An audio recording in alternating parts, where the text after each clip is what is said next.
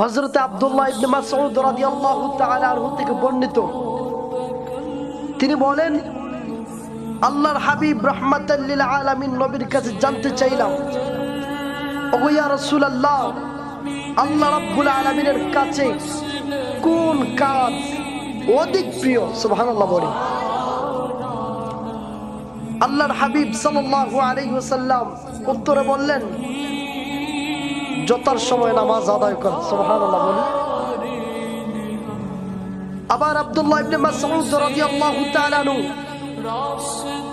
আল্লাহর হাবিবের কাছে আবার জানতে চাইলেন, ওগো ইয়া রাসূলুল্লাহ, আল্লাহ রাব্বুল আলামিনের কাছে কোন কাজ অধিক প্রিয়? সুবহানাল্লাহ বলেন।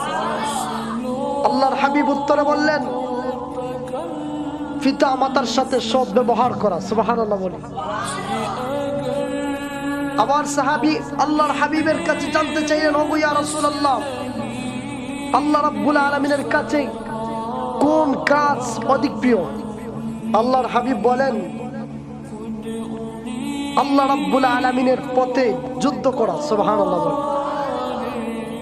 রাবী বলেন, আল্লাহর হাবিবের কাছে জানতে চাইলাম, আল্লাহর হাবিব এইগুলা বললেন।